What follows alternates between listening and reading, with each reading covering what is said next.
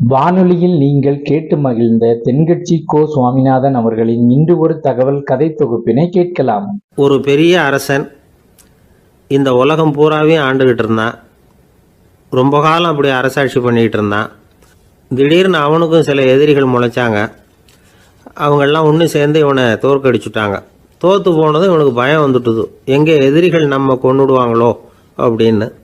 வெளியில் வந்தால் தனக்கு ஆபத்துன்னு பயந்துக்கிட்டு யாருக்கும் தெரியாமல் ஒரு குகைக்குள்ளே போய் பதுங்கி கிடக்கிறான். நிலைமையை பாருங்கள். முதல் நாள் அரண்மனையில் அதிகாரம் பண்ணிக்கிட்டு இருந்தவன் மறுநாள் குகையில் பயந்து போய் பதுங்கி கிடக்கிறான். ராத்திரி நேரம் வந்தது, பசி வயத்தை கிள்ளுது, பிச்சை எடுத்து சாப்பிட வேண்டிய நிலைமை. பிச்சை எடுக்கிறதுக்கு பாத்திரம் வேணுமே, என்ன பண்ணுறது அப்படின்னு அங்கேயும் இங்கேயும் பார்க்குறான். ஒரு மூலையில் யாரோ விட்டுட்டு போன ஒரு ஓடு கிடக்குது. அதை எடுத்துக்கிட்டு புறப்பட்டான். இருட்டில் வழி புரியல. ஏதோ ஒரு யூகத்தில் காலை மெதுவாக எடுத்து வச்சு நடந்து போயிட்டுருக்கிறான். வழியில் ஒரு கருப்பு நாய் படுத்து கிடந்தது. இருட்டில் அவன் இது கண்ணுக்கு சரியாக தெரியல. அவனுக்கு தவறி போய் காலை வச்சுட்டான். அது மேலே நாய் சும்மா இருக்குமா, வள்ளுன்னு விழுந்து கடிச்சு விட்டுது. காலை பார்க்குறான், காலத்தையும் நினச்சி பார்க்குறான். அரண்மனையில் வீரக்கழல் அணிந்த காலை உடைய மன்னா அப்படின்னு புகழ்வாங்களே புலவர்கள்லாம். ஆனால் அது இன்றைக்கி நாய் கடித்த காலம் ஆகிட்டுதே அப்படின்னு நினைக்கிறான். அது மட்டும் இல்லை, முன்னாடியெல்லாம் பொற்கிண்ணங்களில் தான் அவன் சாப்பிடுவான். ஆனால் இப்போது உடஞ்சி போன ஓட்டு, அது ஓட்டை கையில் வச்சுக்கிட்டு நிற்கிறான். அதில் யாராவது சாப்பாடு போடுவாங்களான்னு. முன்னாடியெல்லாம் நிறைய பேர் அரண்மனைக்கு வருவாங்க. அரசருக்கு காணிக்கைன்னு சொல்லி இவன் காலடியில் கொண்டாந்து கொட்டுவாங்க. அப்போல்லாம் இவன் அந்த ஜனங்களுடைய முகத்தை திரும்பி கூட பார்க்கறதில்ல. ரொம்ப கர்வமாக உட்காந்துருப்பான். அதே ஆள் இன்றைக்கி எல்லார் கண்ணுலேயும் படுறது மாதிரி பிச்சை எடுத்துக்கிட்டு இருக்கிறான். அப்போலாம் காணிக்கைகளை தன்னுடைய கையால் வாங்கிறது தனக்கு கௌரவ குறைச்சல்னு நினச்சி தன்னுடைய வேலைக்காரங்களை விட்டு தான் அதை வாங்க சொல்லுவான். இப்போ பார்த்திங்கன்னா அவனே தன் கையாலேயே பிச்சை வாங்குறான். நினச்சி பாருங்கள். அந்த மனுஷன் நாள் அரசன், மறுநாள் பிச்சைக்காரன். எவ்வளோ வித்தியாசம். செல்வம் தான் இப்படி ஒரு வித்தியாசம் ஏற்படுறதுக்கு காரணம். அப்படிப்பட்ட செல்வம் வாழ்க்கையை நடத்துறதுக்கு நமக்கு தேவை தான். ஆனால் அதையே நாம் அடைய வேண்டிய பயனாக நினைக்கிறோம் பாருங்கள், அதுதான் வேடிக்கை. இதை நம்மாழ்வார் அழகாக ஒரு பாசுரத்தில் சொல்கிறார். ஒரு நாயகமாய் ஓட உலகுடன் ஆண்டவர், கருணாய் கவர்ந்த காலர், சிதைகிய பானையர், பெருநாடு காண இம்மையிலே பிச்சைதாம் கொள்வர், திருநாரணன் தாழ் காலம் பெற சிந்தித்து உய்மினோ அப்படிங்கிறார் நம்மாழ்வார். ஒரு பெரிய பணக்காரர் ஒரு துறவிகிட்ட போய், சாமி என்கிட்ட நிறைய பணம் இருக்குது, இருந்தாலும் நிம்மதி இல்லை, என்னால் நிம்மதியாக இருக்க முடியல, என்ன காரணம்னு கேட்டாராம். உடனே அந்த துறவி இதுக்கு நேரடியாக பதில் சொல்லாமல் பக்கத்தில் நின்றுக்கிட்டு இருந்த ஒரு குழந்தைய கூப்பிட்டார். அது ஓடியாந்தது. ஒரு ஆப்பிள் பழத்தை எடுத்து அது கையில் கொடுத்தார். அதை வாங்கிக்கிட்டு குழந்தை சிரிச்சுது. இன்னொரு பழத்தை எடுத்து கொடுத்தார். அதை இன்னொரு கையில் வாங்கிட்டு சிரிச்சுது. மூணாவது ஆப்பிள் எடுத்து கொடுத்தார். 2 பழத்தையும் நெஞ்சில் அணைச்சிக்கிட்டு 3ஆவது பழத்தையும் வாங்கிறதுக்கு முயற்சி பண்ணிச்சு. ஆனால் அது உடனே நழுவி கீழே விழுந்து உருண்டு ஓடிச்சு. ஏற்கனவே இருந்ததும் விழுந்துட்டுது. இப்போ அந்த குழந்தை அழ ஆரம்பிச்சுட்டுது. இப்போ அந்த துறவி பணக்காரர்கிட்ட சொன்னாராம், குழந்தைய கவனிச்சியா, 2 ஆப்பிள் போதும்னு அது நினச்சிருந்தா இப்போ அது அழ வேண்டிய அவசியம் வந்திருக்குமா அப்படின்னாராம். எதுவுமே அளவுக்கு மிஞ்சினா துன்பந்தான். இந்த காலத்தில் இதெல்லாம் யார் காதில் வாங்குறாங்க? ஒருத்தனை நல்ல வழிக்கு கொண்டு வரணும்னு நினச்சி அவனை கூப்பிட்டு உட்கார வச்சு இந்த கதையை சொல்லிகிட்டு இருந்தாங்க. சொல்லிவிட்டு அந்த குழந்தை செஞ்சது தப்பு தானே அப்படின்னு கேட்டிருக்கிறாங்க. ஆமாம், தப்பு தான், நானாக இருந்தால் அப்படி செஞ்சுருக்க மாட்டேன் நானா இவன். 2 பழமே போதும்னு சொல்லியிருப்பியா அப்படின்னு கேட்டிருக்காங்க. அப்படி இல்லைங்க, அவர் கொடுக்க கொடுக்க ஒவ்வொரு பழமாக வாங்கி பின்னாடி வச்சுட்டு மறுபடியும் கையை நீட்டுவேன் அப்படிங்கிறானா. இவெல்லாம் எந்த காலத்தில் திருந்துறது? ஒரு ஊரில் 4 நண்பர்கள் இருந்தாங்க. 4 பேரும் சோம்பேறிகள். 4 பேருக்கும் எந்த வேலையும் செய்யறதுக்கு உடம்பு வளையறதில்லை. இருந்தாலும் சோம்பேறித்தனத்தில் ஒருத்தருக்கு ஒருத்தர் கொஞ்சம் வித்தியாசம் உண்டு. அதுக்கு தகுந்த மாதிரி அவங்களுக்கு பேர் அமைஞ்சு போச்சு. ஒருத்தன் கால் சோம்பேறி, இன்னொருத்தன் அரை சோம்பேறி, அடுத்தவன் முக்கால் சோம்பேறி, கடைசி ஆள் முழு சோம்பேறி. இவங்க 4 பேரும் நண்பர்கள். அப்புறம் எப்படி காரியம் நடக்கும்? 4 பேரும் ஒரு வீதியில் அப்படியே நடந்து போய்கிட்டு இருக்கிறாங்க. நல்ல பசி. எங்கேயாவது சோறு போடுவாங்களா அப்படின்னு பார்த்துக்கிட்டே வந்தாங்க. அவங்க வந்த வழியில் ஒரு ரூபா காசு கிடந்தது தரையில். அவங்க கண்ணில் அது பட்டுது. ஆனாலும் அதை குனிஞ்சு எடுக்கணுமே, அதுக்கு சோம்பேறித்தனம். முழு சோம்பேறி பார்த்தான், பக்கத்தில் வந்துக்கிட்டு இருந்த முக்கால் சோம்பேறிக்கிட்ட சொன்னானா, டேய் அதை கொஞ்சம் குனிஞ்சு எடுறா அப்படின்னானா. அவன் என்ன பண்ணான் தெரியுமா? அதுக்கு அடுத்தபடியாக வந்த அரை சோம்பேறிக்கிட்ட சொன்னானா, டேய் நீ அதை கொஞ்சம் குனிஞ்சு எடுறா அப்படின்னானா. அவன் இவனை விட மோசம், அடுத்தவங்ககிட்ட சொல்லியிருக்கிறான். அவனும் குனியறதுக்கு தயாராக இல்லை. ஆக கூடி கடைசியில் யாருமே காசை எடுக்கலை. என்னத்துக்கு அனாவசியமாக உடம்ப வளைச்சிக்கணும் அப்படின்னு எல்லாரும் பேசாமல் வந்துட்டாங்க. அவங்க பாட்டுக்கு நடந்து வந்துக்கிட்டே இருக்கிறாங்க. எதிரில் ஒருத்தன் வாழைப்பழத்தை வண்டியில் வச்சு தள்ளிக்கிட்டே வந்தான். ரூபாய்க்கு 4 பழம்னு கூவி விற்றுக்கிட்டே வர்றான். இப்போ அந்த முழு சோம்பேறி சொன்னானா, டேய் வழியில் கிடந்ததை 1 ரூபா அதையாவது எடுத்துக்கிட்டு வந்திருந்தா இப்போ இந்த பழத்தை வாங்கி ஆளுக்கு ஒன்று சாப்பிட்லாமே அப்படின்னானா. ஆமாம் சாப்பிட்ருக்கலாமே அப்படின்னாங்களாம் மற்றவங்களும். ஆனாலும் திரும்பி போய் அதை எடுக்கணும்னு யாருக்கும் தோணலை. பேசாமல் சோர்ந்து போய் நடந்து வந்தாங்களாம். இருட்டி போச்சு. வழியில் ஒரு கோவில். சரி இங்கேயே படுத்து தூங்குவோம் அப்படின்னா ஒருத்தன். அதுதான் சரின்னாங்க மற்றவங்களும். அப்படியே மண்டபத்தில் படுத்துட்டாங்க. கோவில் அர்ச்சகர் வேலையெல்லாம் முடிச்சு விட்டு வெளியில் வந்திருக்காரு. இவங்கள பார்த்தாராம். ஏன் இப்படி சோர்ந்து போய் கிடக்குறீங்க அப்படின்னு விசாரிச்சிருக்காரு. 2 நாளாச்சுங்க நாங்கள் சாப்பிட்டு அப்படின்னாங்களாம். அவர் உடனே ஐயோ பாவம் அப்படின்னு சொல்லி பானை, விறகு, அரிசி, தண்ணி எல்லாம் கொடுத்து நீங்களே சமையல் பண்ணி சாப்பிட்டுக்குங்க அப்படின்னு சொல்லிவிட்டு போயிட்டார். இந்த 4 பேருக்கும் சமையல் பண்ணி சாப்பிட்ணும்னு ஆசையாக தான் இருந்தது. ஆனால் அடுப்பு பற்ற வைக்கணுமே, அதுக்கு தீப்பெட்டி வேணுமே. தீப்பெட்டி இல்லை. இப்போ முழு சோம்பேறி ஆரம்பித்தான். அடுத்தவனை பார்த்து, டேய் கடைக்கு போய் ஒரு தீப்பெட்டி வாங்கிட்டு வாயேன் அப்படின்னு நானான். அவன் வழக்கம் போல் அடுத்தவங்ககிட்ட சொல்லியிருக்கான். அவன் அதுக்கு அடுத்தவங்ககிட்ட சொல்லியிருக்கிறான். கடைசியாக கால் சோம்பேறிக்கிட்ட வந்து சேர்ந்தது. அவனும் அது நம்மால் முடியாது அப்படின்னு பேசாமல் இருந்துட்டான். இப்போ தீப்பெட்டி வேணுமே, அதுக்கு என்ன பண்ணுறது? அவங்களுக்குள்ளே பேசி ஒரு முடிவுக்கு வந்தாங்களாம். அதாவது யார் முதல்ல வாயை திறந்து பேசுகிறாங்களோ அவங்க தான் தீப்பெட்டி வாங்கிறதுக்கு போகணும் அப்படின்னு. அவ்வளவுதான். உடனே 4 பேரும் வாயை கெட்டியாக மூடிக்கிட்டு படுத்துக்கிட்டாங்க. அவங்க சமையல் பண்ணி சாப்பிட்டாங்களா என்ன அப்படிங்கிறது அர்ச்சகருக்கு தெரியல. சரி பார்த்துட்டு வரலாமேன்னு வந்தார். வந்து பார்க்குறாரு, இவங்க 4 பேரும் அசையாமல் படுத்து கிடக்குறாங்க. அர்ச்சகர் பயந்துட்டார். ஒருவேளை பசி தாங்காமல் செத்து போட்டாங்களோ அப்படிங்கிற பயம், அல்லது நாம் கொடுத்த உணவுப் பொருளில் ஏதாவது விஷம் கலந்துருக்குமோ அப்படின்னும் பயந்தார். அப்படின்னா நம்ம மேலே பழி வந்துருமே அப்படின்னு நினச்சி நடுங்க ஆரம்பிச்சிட்டார். அப்புறம் அவரும் ஒரு முடிவுக்கு வந்தாராம். கோவிலுக்கு பக்கத்துலேயே ஒரு பெரிய குழி இருந்தது. அதில் ஒவ்வொருத்தரையாக இழுத்துக்கிட்டு போய் போட்டார். கொஞ்சம் மண்ணை தள்ளினார். காலால் மிதித்தார். அவர் மிதித்த மிதி ஒருத்தன் அடி வயத்தில் போட்டுவிட்டுது. அவன் உடனே வலி தாங்காமல் ஐயோ அம்மான்னு அலறினான். உடனே நடந்தது என்ன தெரியுமா? மற்ற 3 பேரும் துள்ளி எழுந்திரிச்சாங்களாம். அவனை பார்த்து நீ தாண்டா தீப்பெட்டி வாங்க போகணும், நீ தாண்டா வாங்க போகணும், நீ தான் சத்தம் போட்ட அப்படின்னு சொல்லி ஆரம்பிச்சிட்டாங்களாம். அர்ச்சகர் பார்த்தார். இது பேய் மாதிரி தெரியுதுன்னு நினச்சிக்கிட்டு ஒரே ஓட்டமாக ஓடி போட்டாராம். கிராமப்புறங்களில் இப்படி ஒரு கதையை சொல்கிறது உண்டு. சோம்பல்ங்கிறது நம்ம முன்னேற்றத்துக்கு பெரிய தடை அப்படிங்கிறத நாம் புரிஞ்சுக்கணும்.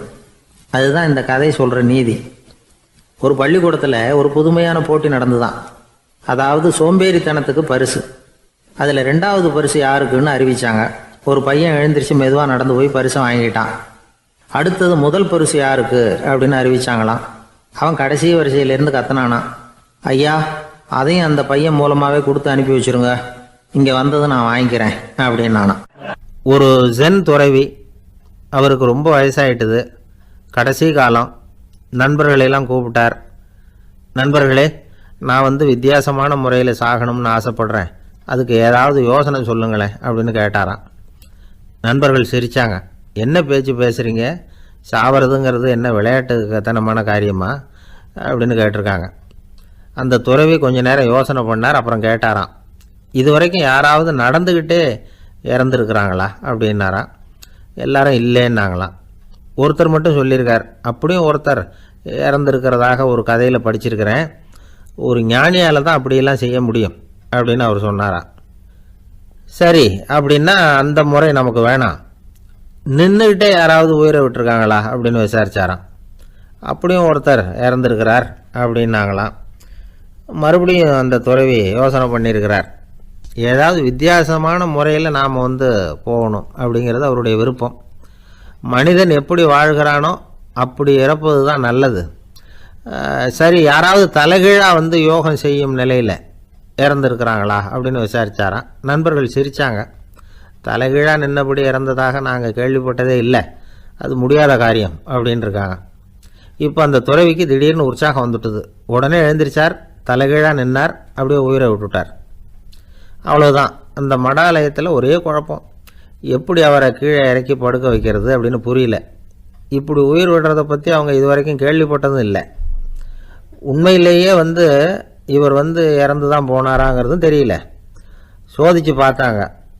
இதய துடிப்பு, நாடி துடிப்பு எல்லாம் நின்று போயிருந்தது. இவர் எப்போவும் இப்படி தான், என்ன பண்ணுறது இப்போது அப்படின்னு சொல்லி எல்லாரும் குழம்பிக்கிட்டு இருக்கிற சமயத்தில் ஒரு பெரியவர் யோசனை சொன்னார். இந்த துறவியோட மூத்த சகோதரி பக்கத்து மடாலயத்தில் இருக்கிறாங்க, அவங்கள இங்கே அழைச்சிட்டு வந்தால் ஏதாவது வழி கிடைக்கும் அப்படின்னார். அந்த அம்மாவுக்கு 90 வயசு. அழைச்சிட்டு வந்தாங்க. ஒரு குச்சியை ஊன்றிக்கிட்டு அப்படியே மெதுவாக நடந்து வந்தாங்க. தம்பி தலைகீழாக நின்று உயிர் விட்டு இறக்கிறத பார்த்தாங்க. தம்பின்னு கூப்பிட்டு பார்த்தாங்க, ஒன்றும் காணும். உடனே என்ன பண்ணாங்க, தன்னுடைய கைத்தடியால் தம்பியோட உடலை ஒரு தட்டு தட்டினாங்க. ஏப்பா, சாகிறப்பவும் உன்னுடைய குறும்புத்தனத்தை விடலையா? இப்படியாடா சாகிறது, ஒழுங்காக செத்து தொலை அப்படின்னாங்களாம். அவ்வளவுதான். உடனே அந்த துறவி திரும்பி நேராக நின்னார். அக்கா கோவப்படாத, நான் ஒழுங்காக சாகிறேன், எப்படி செத்தா என்ன, எல்லாம் எனக்கு ஒன்று தான் அப்படின்னு சொல்லிவிட்டு அப்படியே தரையில் படுத்து உயிரை விட்டாராம். அதுக்கப்புறம் அந்த அம்மா கோலை கையில் எடுத்துக்கிட்டு அப்படியே திரும்பி கூட பார்க்காம அவங்க பாட்டுக்கு போயிட்டாங்களாம். மரணத்தை ஒரு விளையாட்டாக ஆக்கிய அந்த துறவிக்கு வாழ்க்கையே ஒரு விளையாட்டாக தான் இருந்திருக்குது. எந்த நோக்கமும் இல்லாமல் செயல்படுறதுன்னா என்னங்கிறதும் அவருக்கு தெரிஞ்சிருக்குது. பயனை எதிர்பார்க்காம பணி செய்து வாழ்ந்து மறைந்த மகான் அவர். தம்முடைய தொழிலை விளையாட்டு போல செய்ய தெரிஞ்சவருக்கு வாழ்க்கையே ஒரு விளையாட்டாக மாறிடும். எல்லாமே விளையாட்டாகி விடுகிற போது மரணமும் விளையாட்டாகிவிடும் அப்படிங்கிறது தான் அந்த தத்துவம். ஆனால் அதுக்கு முன்னாடி உங்களுக்குள்ளே இருக்கிற உண்மையான நடிகனை நீங்கள் அடையாளம் கண்டுபிடிக்கணும். நீங்கள் நடிக்க வேண்டியதே இல்லை, நீங்கள் ஏற்கனவே நடிச்சுக்கிட்டு தான் இருக்கிறீங்க. நீங்கள் இந்த உண்மையை தெரிஞ்சுக்கணும், அவ்வளவுதான். இதுதான் ஞானிகளுடைய கருத்து. வாழ்க்கையை சரியாக புரிஞ்சுக்கிட்டால் எல்லாமே நடிப்புங்கிறது புரியும். கல்யாண பத்திரிக்கை அனுப்பியிருந்தேனே, ஏண்டா வரலன்னு கேட்டான் ஒருத்தன். வந்திருந்தேனே அப்படின்னானா இவன். டேய், ஏண்டா போய் சொல்கிற, நான் பத்திரிக்கையே உனக்கு அனுப்பலையே அப்படின்ட்டுருக்கான் அவன். அதுக்கு இவன் சொன்னானா, பத்திரிக்கை அனுப்புனேன்னு நீ போய் சொல்கிறப்போ கல்யாணத்துக்கு வந்தேன்னு நான் போய் சொல்லக்கூடாதா அப்படின்னானா. ஒரு ஊரில் ஒரு குரு இருந்தார், ஜென் குரு. அவரை தேடிட்டு ஒரு மன்னர் வந்தார். வந்தவர் ஜப்பான் மன்னர். தோட்டக்கலையை பற்றி தெரிஞ்சுட்டு போகிறதுக்காக அவர் வந்தார். எப்படி தோட்டம் அமைக்கிறது அப்படிங்கிறத பற்றி அந்த குரு விவரமாக சொல்லி கொடுத்தாரு. 1 நாள் 2 நாள் இல்லை, 3 வருஷம் கற்றுக் கொடுத்தார். அதுக்கப்புறம் சொன்னார், நான் கற்றுக் கொடுத்துட்டேன், இனிமேல் நீங்கள் போகலாம், போய் தோட்டம் அமைக்கலாம். அதுதான் உங்களுக்கு பரிசை. தோட்டம் அமைச்ச பிறகு சொல்லி அனுப்புங்க, நான் பார்க்குறேன். நீங்கள் இங்கே என்னவெல்லாம் கற்றுக்கிட்டீங்களோ அதையெல்லாம் அங்கே செயல்முறையில் செஞ்சு காட்டுங்க அப்படின்னு சொல்லி அனுப்பி வச்சார். மன்னர் போனார். அரண்மனைக்கு பக்கத்திலேயே ஒரு பெரிய தோட்டத்தை உண்டு பண்ணினார். அழகான மரங்களையும் செடிகளையும் உருவாக்கினார். கிட்டத்தட்ட 1000 தோட்டக்காரர்களை பயன்படுத்தி 3 வருஷங்கள் முயற்சி பண்ணி அந்த அழகான தோட்டத்தை உருவாக்கினார். குருகிட்ட இருந்து செய்தி வந்தது, நாளைக்கு தோட்டத்தை பார்க்குறேன் அப்படின்னு. மன்னர் உடனே சுறுசுறுப்பாயிட்டார். முதல் நாளே தோட்டத்தை சுத்தப்படுத்தினார். ராத்திரி பூரா யாரும் தூங்கலை.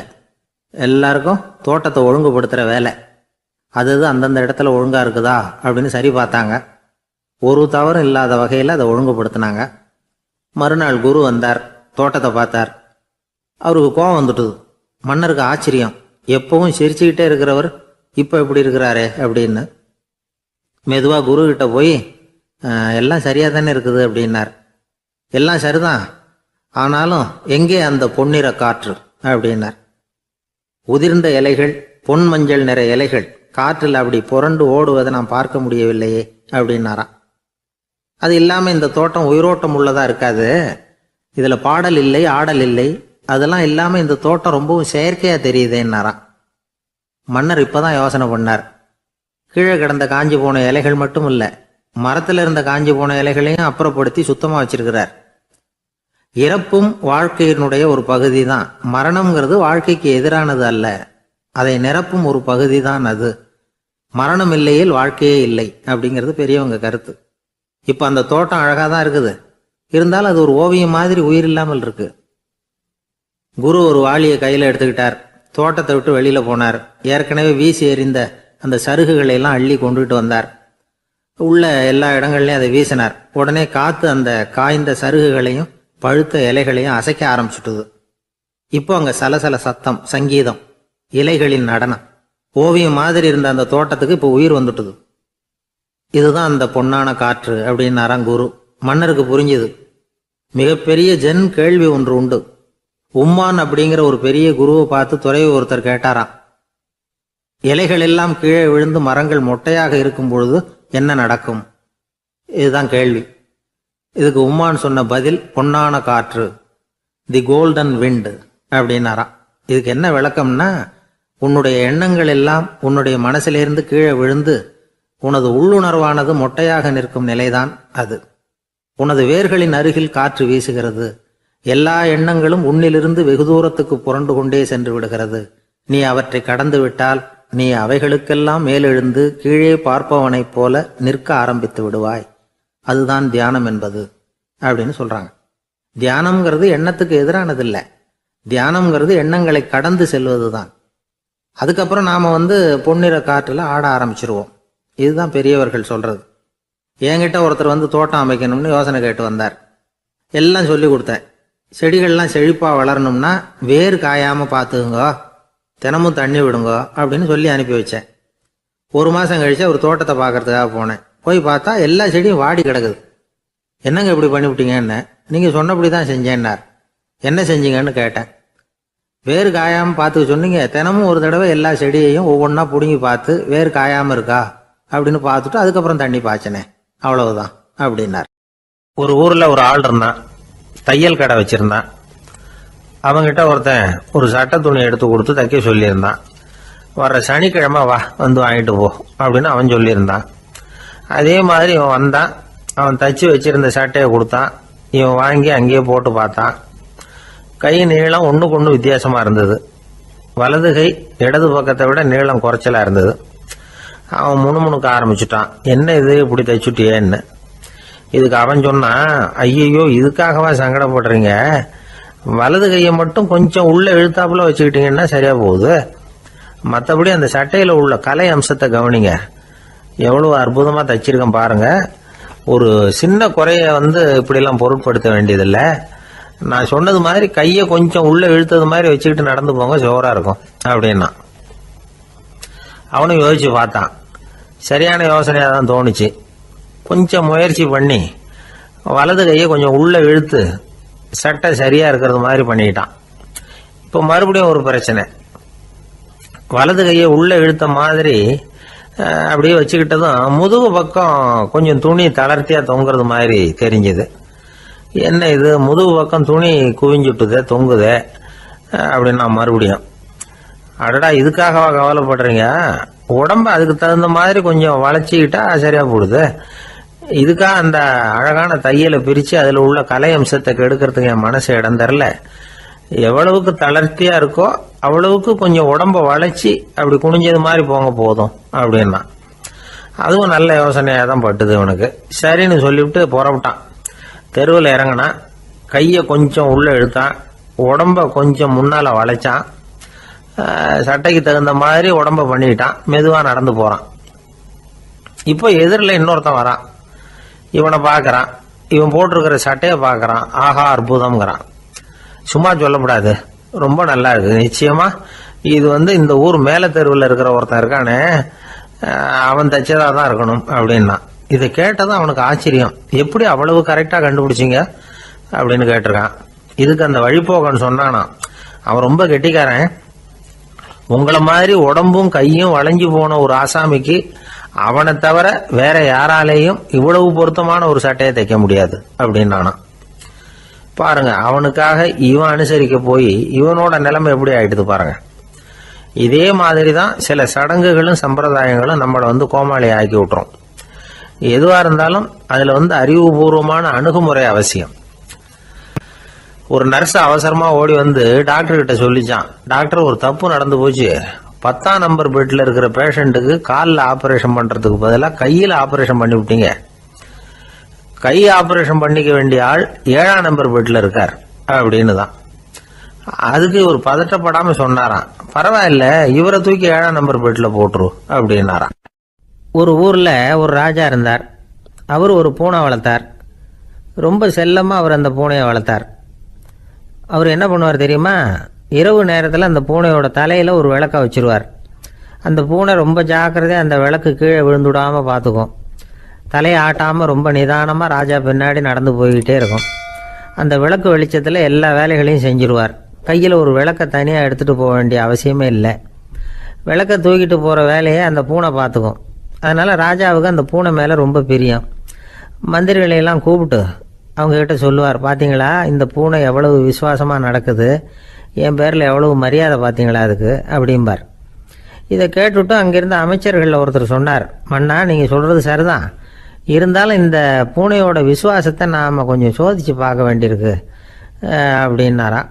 சரி, உங்கள் ஆசையை ஏன் கெடுக்கணும், நல்லா சோதித்து பாருங்கள் அப்படின்னு சொல்லிவிட்டார் ராஜா. உடனே அந்த அமைச்சர் என்ன பண்ணார் தெரியுமா? எங்கேயோ புறப்பட்டு போனார். ஒரு 5-6 எலிகளை பிடிச்சிட்டு வந்தார். அரண்மனையில் ராஜா ஏதோ வேலை பார்த்துக்கிட்டு இருக்கிறாரு. பக்கத்தில் அந்த பூனை ரொம்ப பணிவாக நின்றுக்கிட்டு இருக்குது. அது தலையில் விளக்கு எரிஞ்சிக்கிட்டு இருக்கு. அமைச்சர் தான் பிடிச்சிட்டு வந்த எலிகளை அந்த பூனை பார்வையில் படுறது மாதிரி எதிரில் விட்டார். அந்த எலிகள்லாம் அங்கேயும் இங்கேயும் ஓட ஆரம்பிச்சிது. அதை பார்த்தது பூனை, அவ்வளவுதான். தலையில் இருக்கிற விளக்கை பற்றியும் கவலைப்படலை, ராஜாவை பற்றியும் கவலைப்படலை. ஒரே பாய்ச்சலாக பாஞ்சு எலிகளை துரத்த ஆரம்பிச்சுட்டுது. தலையில் இருந்த விளக்கு எங்கேயோ போய் விழுந்தது, அணைஞ்சு போச்சு. இருட்டில் ராஜா தடுமாற ஆரம்பிச்சுட்டார். இந்த சமயத்தில் அந்த அமைச்சர் மறுபடியும் விளக்கை ஏற்றினார். வெளிச்சம் வந்தது. அதுக்கப்புறம் அந்த அமைச்சர் பேசினார், அரசே, பூனையோட விசுவாசத்தை பார்த்தீங்களா? எலி அது கண்ணில் படுற வரைக்கும் தான் விசுவாசமாக இருந்தது. அது மாதிரி எலியை பார்த்ததும் எல்லாத்தையும் விட்டுட்டு அதை துரத்த ஆரம்பிச்சுட்டு பார்த்தீங்களா? தான் அந்த பூனையை பற்றி நினச்சது தப்புங்கிறது அதுக்கப்புறம் தான் அந்த ராஜாவுக்கு புரிஞ்சுதான். சரி, இப்போ எதுக்கு இந்த கதையெல்லாம் அப்படிங்கிறீங்களா? இந்த பூனை மாதிரி தான் நம்ம மனசும். மனசை எவ்வளவு தான் பயிற்சி கொடுத்து பக்குவமாக வச்சுருந்தாலும் பார்க்குறதுக்கு பரமசாது மாதிரி தான் இருக்கும். பார்க்க வேண்டியதை பார்த்துட்டுதுன்னா பாஞ்சிரும். இந்த பூனை மாதிரி புலன் இன்ப பொருள்கள் கிட்டாத வரைக்கும் மனம் அடங்கி இருக்கிறது மாதிரி தான் தெரியும். கொஞ்சம் வாய்ப்பு கிடைச்சாலும் அது குதிக்க ஆரம்பிச்சிடும், தப்பு பண்ண ஆரம்பிச்சிடும். பெரிய பெரிய முனிவர்கள் வாழ்க்கையில் நடந்த வீழ்ச்சி இதை தான் நிரூபிக்குது. புலன்களின் ஆற்றல் அதிகம். அதனால் மனக்கட்டுப்பாடு பயிற்சிகளில் ரொம்ப எச்சரிக்கையாக இருக்கணுங்கிறார் சுவாமி சிவானந்தர். மது பழக்கத்தையே விட்டுவிட்டேன்னு உறுதியாக இருப்பான். கடை கண்ணில் பட்டுவிட்டுதுன்னா கால் அவனை கேட்காமலே இழுத்துக்கிட்டு உள்ளே போயிடும். இதுதான் மனசுங்கிறது. அதுதான் அந்த ராஜா வளர்த்த பூனை. நம்மால் ஒருத்தன் அந்த ராஜா பூனை தலையில் விளக்க வச்சது மாதிரி இவன் தன்னுடைய தலையிலேயே ஒரு விளக்கை ஏற்றி வச்சுக்கிட்டு என்னத்தையோ தேட ஆரம்பித்தான். தேடிக்கிட்டு இருக்கிறான். தலையை ஆட்டாமல் நிதானமாக நடந்து ரொம்ப நேரமாக தேடிட்டு இருக்கிறான். அந்த சமயம் அங்கே வந்த ஒருத்தர், என்னத்தை தேடுறீங்கன்னு கேட்டார். அதுதான் மறந்து போச்சு அப்படின்னு இழுத்தான். சரி, கொஞ்சம் இப்படி உட்காருங்க, ஞாபகம் வந்ததும் தேட ஆரம்பிக்கலாம் அப்படின்னார் அவர். இவன் கொஞ்ச நேரம் உட்காந்து யோசித்தான். அப்புறம் திடீர்னு எழுந்திரிச்சான். ஞாபகம் வந்துட்டுதுன்னா. என்னன்னு கேட்டார். எங்கள் வீட்டில் இருந்த விளக்கை எங்கே வச்சேன்னு தெரியல, அதை தான் தேடிக்கிட்டு இருக்கிறேன், ஏற்றி வைக்கலாம்னு பார்க்குறேன் அப்படின்னா. ஒரு ஊரில் ஒரு புகழ்பெற்ற பத்திரிகையாளர் இருந்தார். அவர் ஒரு நாள் திடீர்னு இறந்து போயிட்டார். அதுக்கப்புறம் நேராக சொர்க்கத்துக்கு போனார். சொர்க்கத்தின் வாசலில் நின்றுக்கிட்டு இருந்த ஒருத்தர் அவரை தடுத்தார். இதை பாரு, ஏற்கனவே இங்கே 12 பத்திரிகையாளர்கள் இருக்கிறாங்க, அவங்களுக்கே இங்கே வேலை இல்லை. அதுக்கு என்ன காரணம்னா, சொர்க்கத்தில் திடுக்கிடும் செய்திகள்லாம் ஒன்றும் கிடையாது. அப்படி என்ன இருக்க போகுது? இங்கே எல்லாம் அது ஒழுங்காக நடந்துக்கிட்டு இருக்கோம். எல்லாம் ஒழுங்காக நடந்தால் பத்திரிகைகளுக்கு சுவாரஸ்யமான கொலை கொள்ளை தீ வைப்பு இது மாதிரி எதுவும் இங்கே இல்லை. ஏற்கனவே இங்கே இருக்கிறவங்க எல்லாரும் மரத்தடியில் உட்காந்துக்கிட்டு தியானம் பண்ணிகிட்டு இருக்கிறாங்க. அந்த ஒரே செய்தி தான் தினமும் இங்கே வந்துக்கிட்டு இருக்குது. அதை படிக்கிறதுக்கே இங்கே ஆள் கிடையாது. அதனால் நான் என்ன சொல்கிறேன்னா, நீ பேசாமல் நரகத்துக்கே போயிடு. அங்கே எவ்வளவோ நிகழ்ச்சிகள் நடந்துக்கிட்டு இருக்கு. அங்கே தான் அதிகமான பத்திரிகையாளர்கள் தேவைப்படுறாங்க. அங்கே உனக்கு நிறைய வேலை இருக்கும். அதை செய்கிறதில்ல நீயும் மகிழ்ச்சியாக இருக்கலாம் அப்படின்னு சொன்னாராம். அங்கே அந்த சொர்க்கத்தின் வாசலில் நின்றுக்கிட்டு இருந்தவர். இந்த பத்திரிகையாளர் அங்கேயே நின்று கொஞ்சம் யோசனை பண்ணார். இவருக்கு சொர்க்கத்திலே இருக்கணும்னு தான் ஆசை. அதனால் மெதுவாக அவர்கிட்ட பேசினாராம். ஐயா, என்னை ஒரு 24 மணி நேரம் இங்கே உள்ளே இருக்கிறதுக்கு அனுமதி கொடுங்க. இங்கே இருக்கிற பல பத்திரிகையாளர்களை எனக்கு தெரியும். அவங்களில் சில பேரை சமாதானப்படுத்தி மெதுவாக பேசி நரகத்துக்கு அனுப்பி வச்சுட்றேன். நான் இங்கே இருந்துக்கிறேன். உங்கள் கணக்குப்படி 12 பேருக்கு மேலே இங்கே தாண்டாது, அப்படி பார்த்துக்கிறேன் அப்படின்னாராம். அவரும் யோசனை பண்ணி பார்த்துட்டு, சரி அப்படியே உனக்கு அனுமதி கொடுக்குறேன், ஆனால் ஒரு விஷயம், 24 மணி நேரம் தான் அனுமதி, அதுக்குள்ளே எல்லாம் நடக்கணும் அப்படின்ட்டுருக்கார். சரின்னு சொல்லிவிட்டு இந்த பத்திரிகையாளர் உள்ளே போனார். யோசனை பண்ணார், திட்டம் போட்டு ஒரு பொருளையை கிளப்பி விட்டார். சக பத்திரிகையாளர்கள் எல்லாம் கூப்பிட்டு சொன்னாராம், இந்த பாருங்கள், நரகத்தில் ஒரு பெரிய தினசரி பேப்பரை கொண்டுகிட்டு வர்றதுக்காக திட்டம் போட்டுக்கிட்டு இருக்காங்க. அதுக்கு பல அதிகாரிகள் தேவைப்படுறாங்க, நிறைய சம்பளம் கிடைக்கும். யார் யாரெல்லாம் நரகத்துக்கு போக ஆசைப்படுறாங்களோ அவங்கெல்லாம் போகலாம் அப்படின்னு ஒரு பொருளையை கிளப்பி விட்டார். 24 மணி நேரம் கழித்து வாசல் பக்கம் போனார். அங்கே இருந்தவர்கிட்ட எத்தனை பேர் வெளியேறினாங்கன்னு விசாரிச்சாராம். அப்போ அவர் இவரை, நீ வெளியே போகக்கூடாது, முதல்ல உள்ளே தான் இருக்கணும் அப்படின்னு தடுத்தாராம். அப்புறம் சொன்னாராம், நீ சொன்ன செய்தியை கேட்டதும் இங்கே இருந்த எல்லா பத்திரிகையாளர்களுமே நரகத்துக்கு போயிட்டாங்கப்பா, உள்ளே யாருமே இல்லை, அதனால் நீ உள்ளே இருக்கலாம் அப்படின்னாராம். இதை கேட்டதும் இந்த பத்திரிகையாளரே குழம்பி போயிட்டார். ஒருவேளை உண்மையிலேயே நரகத்தில் புதுசாக பத்திரிகை ஏதாவது ஆரம்பிக்க போகிறாங்களோ அப்படின்னு அவரே நினைக்க ஆரம்பிச்சிட்டாராம். அப்புறம் சொன்னாராம், ஐயா என்னை விட்டுருங்க, நான் நரகத்துக்கே போயிடுறேன், அங்கே ஏதோ விசேஷம் இருக்கணும் அப்படின்னாராம். இல்லைன்னா இத்தனை பேரும் ஒட்டுமொத்தமாக அங்கே போகிறதுக்கு சான்ஸே இல்லை, என்னை தடுக்காதீங்கன்னு கெஞ்ச ஆரம்பிச்சுட்டாராம். மற்றவங்க நம்பணுங்கிறதுக்காக ஒரு பொருளையை கிளப்பி விட்டார். கடைசியில் தானே அந்த பொருளைக்கு ஆளாயிட்டார். அதாவது பிறரை ஏமாற்றிய அவரது மனம் கடைசியில் அவரையே ஏமாற்ற ஆரம்பிச்சுட்டு பாருங்க. நீங்கள் இப்படி அடுத்தவங்களை ஏமாத்துறதுக்கு உங்கள் மனசை பழக்கப்படுத்துறீங்க, ஆனால் கடைசியில் அதனால் நீங்களே ஏமாற்றப்படுகிறீர்கள் அப்படிங்கிறது பெரியவர்களுடைய புத்திமதி. அதனால் உங்கள் மனசுக்கிட்ட ரொம்ப எச்சரிக்கையாக இருங்கோ அப்படிங்கிறாங்க. நம்ம ஆளுங்க அங்கே போய் என்ன சொல்லுவாங்கன்னா, இந்த பாரு அங்கே போகாத இங்கே போகாதேன்னு பயமுறுத்துறது உண்டு. சில பேர் அங்கே பேய் இருக்குது, பிசாசு இருக்குது அப்படின்னு பொருளையை கிளப்பி விடுறது உண்டு. இருட்டு நேரம் காட்டு வழியாக ஒருத்தன் போய்கிட்டு இருக்கிறான். அங்கே பேய் பிசாசு நடமாட்டம் இருக்கிறதாக வதந்தி. இவன் பயந்துக்கிட்டே வேகமாக போகிறான். காடு முடிஞ்சு மெயின் ரோட்டுக்கு வந்து சேர்ந்தான். அப்பாடா, ஒரு பஸ்ஸு நின்றுட்டு இருக்கு தனியாக. இருட்டில் லேசாக தெரிஞ்சுது. ஓடி போய் ஏறி உள்ளே உட்காந்துக்கிட்டான். பயந்துக்கிட்டே போனவன் அப்புறம் தான் தெரியுது உள்ள யாருமே இல்லை, டிரைவரும் இல்லை, கண்டக்டரும் இல்லை, வேற யாரும் இல்லை. இவனுக்கு பேய் பயம் அதிகமாக போட்டுது. ஏன்னா நடு ராத்திரி. இந்த நேரம் பார்த்து அந்த பஸ்ஸு தானே நகர ஆரம்பிச்சுதான். இவனுக்கு இன்னும் பயம் அதிகமாக போட்டுது. ஏன்னா டிரைவர் சீட்டு காலியாக இருக்குது, பஸ்ஸு நகருது. இவன் உடம்பு பூரா நடுங்க ஆரம்பிச்சுட்டுது. வீல்னு கத்தலாமான்னு பார்த்தான். அந்த நேரம் பார்த்து அவன் தோளில் ஒரு கை விழுந்துதான். திடுக்கிட்டு திரும்பி பார்த்துருக்குறான். அங்கே டிரைவர் நிற்கிறார். அவர் சொன்னாராம், ஏன்பா ஏற்கனவே பஸ்ஸு பிரேக் டவுன், நாங்கள்லாம் பின்னாடி இறங்கி நின்று தள்ளிட்டு இருக்கிறோம், நீ மட்டும் ஜாலியாக ஏறி உக்காந்துக்கிட்டியா, இறங்கி வந்து தள்ளுப்பா அப்படின்னாராம். அமெரிக்க ஜனாதிபதி ஆப்ரஹாம் லிங்கன் ஒரு நாள் தன்னோட கோச்சு வண்டியில் தலைநகரான வாஷிங்டனுக்கு போயிட்டு இருக்கிறார். கோச்சு வண்டி ஒரு சாலையில் போயிட்டு இருக்கு. அந்த சாலைக்கு ஒரு பக்கத்தில் பயங்கரமான சதுப்பு நிலம். சதுப்பு நிலம்னா அது புதைகுழி, புதை மணல்ங்கிறோம்ல, அது மாதிரி. அந்த சதுப்பு நிலத்தில் யாராவது மாட்டிக்கிட்டா அவ்வளோதான், ஆளை கொஞ்சம் கொஞ்சமாக உள்ளே அமுக்கிவிடும். தப்பிச்சு கரையிறது கஷ்டம். அப்படிப்பட்ட நிலம் அது. ஆப்ரஹாம் லிங்கன் ஏதோ ஒரு முக்கியமான அரசாங்க வேலையாக போயிட்டு திரும்பி வந்துகிட்டு இருக்கிறார். அதனால் அந்த சமயத்தில் அவர் விலை வசந்த ஆடைகளை அணிஞ்சிருக்கிறார். அப்படி அவர் அந்த கோச்சு வண்டியில் வந்துகிட்டு இருக்கிறாரு. அந்த சமயத்தில் ஒரு காட்சி அவர் கண்ணில் பட்டுட்டுது. என்ன தெரியுமா? ரோட்டுக்கு பக்கத்தில் இருந்த சதுப்பு நிலத்தில் ஒரு இளம் பன்றி குட்டி சிக்கிக்கிட்டு தவிச்சிக்கிட்டு இருக்குது. பரிதாபமாக கத்திக்கிட்டு இருக்குது. அதை பார்த்தார் லிங்கன். அவருக்கு என்ன மாதிரி ஆயிட்டுது. உடனே வண்டியை நிறுத்த சொன்னார். கீழே இறங்கினார். தன்னோட விலை வசந்த ஆடைகளை பற்றி லட்சியம் பண்ணவே இல்லை. தனக்கே ஆபத்து வரலாம்ங்கிறத பற்றியும் கவலைப்படலை. தான் ஒரு குடியரசுத் தலைவருங்கிறத பற்றியும் அவர் நினச்சி பார்க்கல. நேராக அந்த சதுப்பு நிலம் பக்கமாக போனார். அந்த சேத்துல இறங்கி பன்றிக்குட்டியை காப்பாற்றி கரைக்கு கொண்டுட்டு வந்து சேர்த்துட்டார். அதுக்கப்புறம் நிம்மதியாக கோச்சு வண்டியில் ஏறி வெள்ள மாளிகைக்கு வந்து சேர்ந்தார். ட்ரெஸ்ஸு உடம்பு பூரா சேரு சகதி. பார்க்குறவங்களுக்கெல்லாம் ஆச்சரியமாக போச்சு. அவங்களுக்கு ஒன்றும் புரியல. இவர் நேராக ட்ரெஸ்ஸு மாற்றிக்கிறதுக்காக போனார். கோச்சு வண்டி ஓட்டிகிட்டு வந்தவங்கிட்ட போய் எல்லாரும் கேட்டாங்க என்ன ஆச்சு அப்படின்னு. அவர் வர்ற வழியில் நடந்த விவரத்தை சொன்னார். ஆபிரகாம் லிங்கனுடைய இந்த இறக்க குணத்தை எல்லாரும் பாராட்டினாங்களாம், புகழ்ந்தாங்களாம். ஆனால் இதுக்கு லிங்கன் என்ன பதில் சொன்னார் தெரியுமா? தயவு பண்ணி இந்த புகழ்ச்சியான பேச்சையெல்லாம் ஒதுக்குங்க, அதெல்லாம் வேணாம். அந்த சின்ன பிராணி சகதியில் மாட்டிக்கிட்டு துடிச்சிக்கிட்டு இருந்தது, அதை பார்த்தேன். உடனே என்னுடைய இதயத்தில் ஒரு முள்ளு தைச்சது மாதிரி ஒரு உணர்வு. அந்த முள்ளை பிடுங்கி எறிஞ்சேன், அவ்வளவுதான். உண்மையில் அந்த பிராணிக்கு நான் உதவினேங்கிறத விட எனக்கு ஏற்பட்ட இன்னலை போக்கிக்கிட்டேன் அப்படிங்கிறது தான் உண்மை. அதுதான் பொருத்தம். அப்படி இருக்கிறப்போ இதில் புகழறதுக்கு என்ன இருக்குது அப்படின்னாரு ஆபிரகாம் லிங்கன். எவ்வளவு யதார்த்தமான வார்த்தைகள் பாருங்க.